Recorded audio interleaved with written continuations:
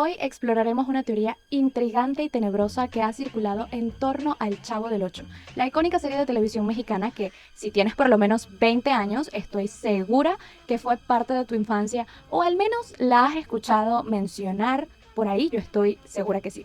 Y todos o casi todos sentíamos empatía por este carismático personaje y lo recordamos pues con nostalgia. Pero ¿sabías que los entrañables personajes de la vecindad podrían estar relacionados con los 7 pecados capitales?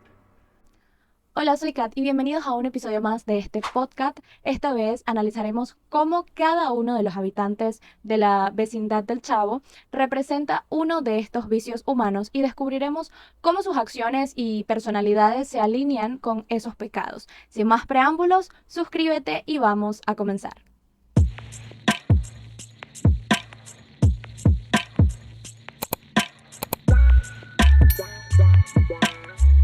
Primero lo primero, y para estar todos en la misma página, vamos a comenzar con las definiciones, porque yo no puedo asumir que todos saben qué son y cuáles son los pecados capitales. Entonces, por si acaso, solo por si acaso, vamos a dejar claro que según lo que dice la Biblia, el pecado es un mal moral, una desviación de la conducta o, como se define en el diccionario de la RAE, una desviación consciente de un precepto religioso.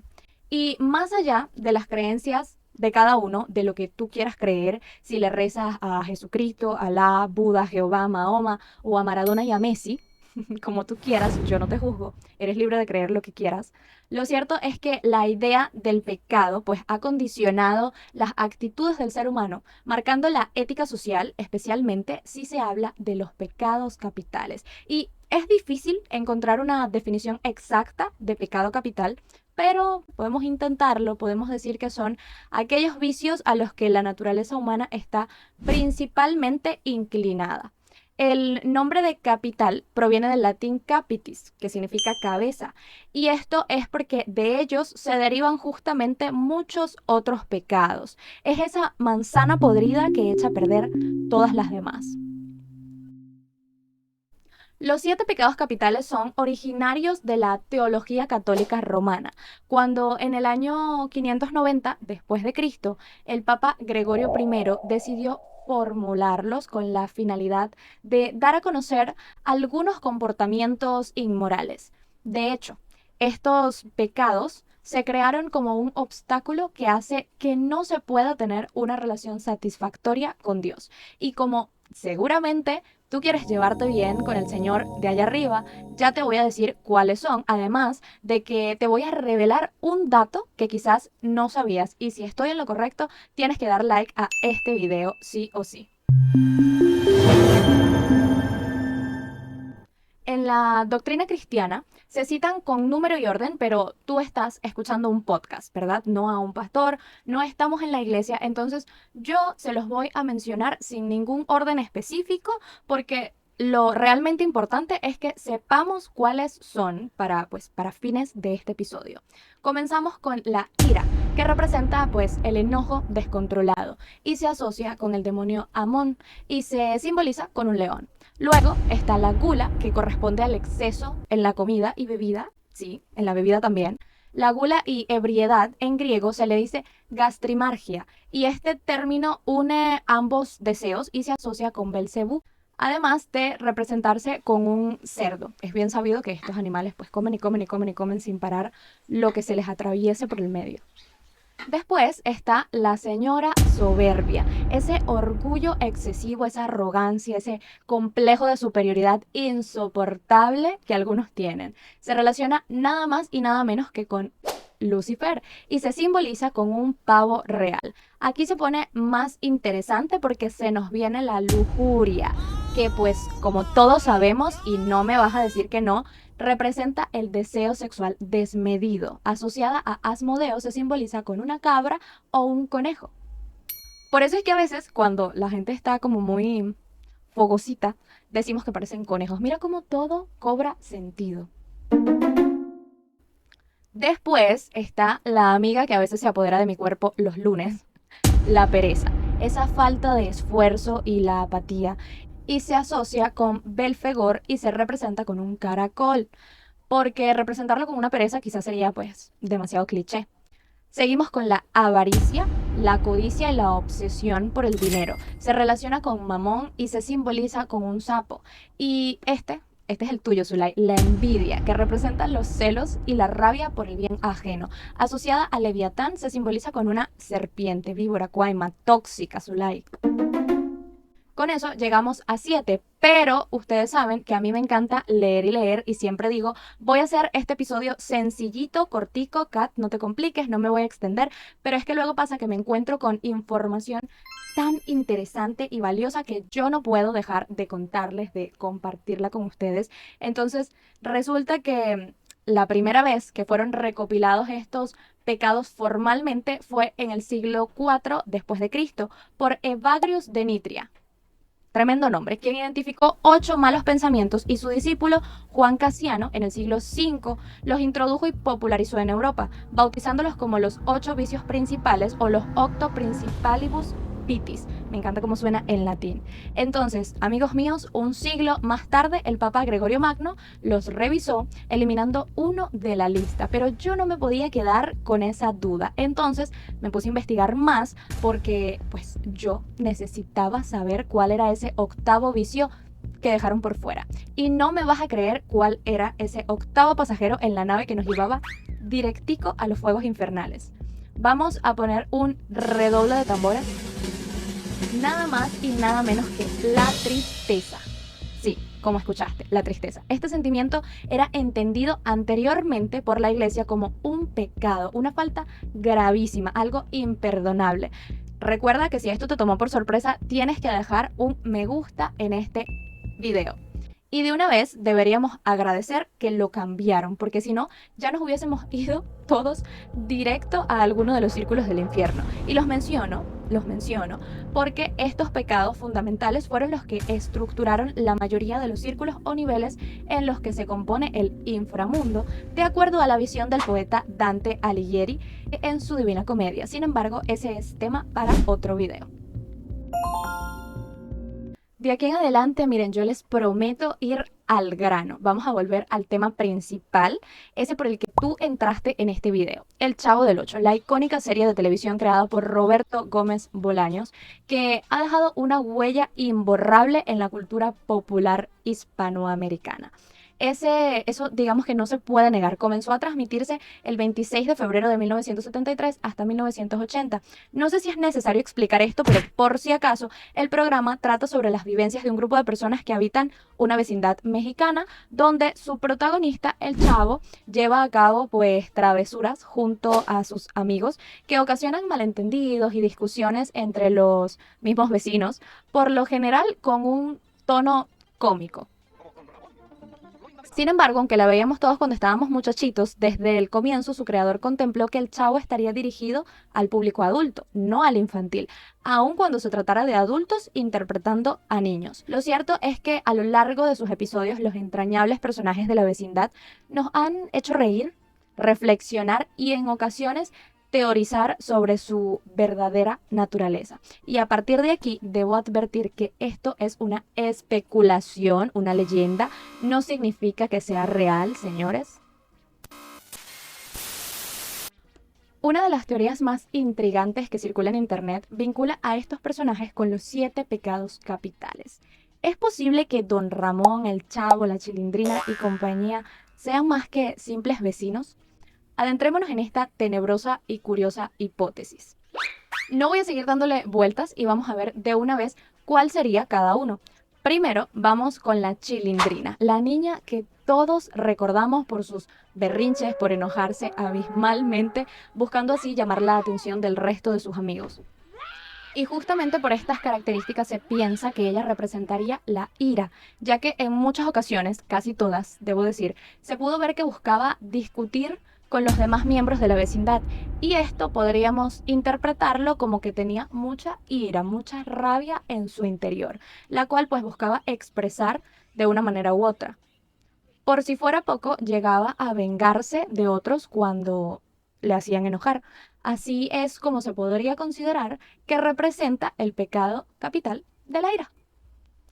Luego tenemos a su papá, don Ramón, que nunca pagaba su renta al señor Barriga. Y para colmo, no hacía nada para solucionar el problema. Si recordamos un poco, siempre decía, no hay trabajo malo, señora.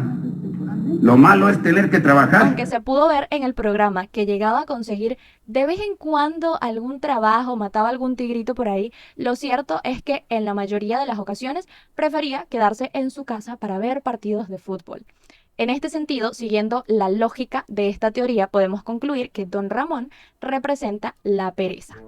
Pero ahora, les hago una pregunta seriamente. ¿Ustedes nunca se han preguntado cuánto le debía este hombre al dueño de la vecindad, que se la pasaba cobrándole y cobrándole? ¿Era una gran cantidad? ¿Era poco? Pues les cuento que hace un par de años la inmobiliaria Nuroa de Ciudad de México hizo un cálculo de cuánto era el valor total que el malapaga de este personaje le debía al señor Barriga.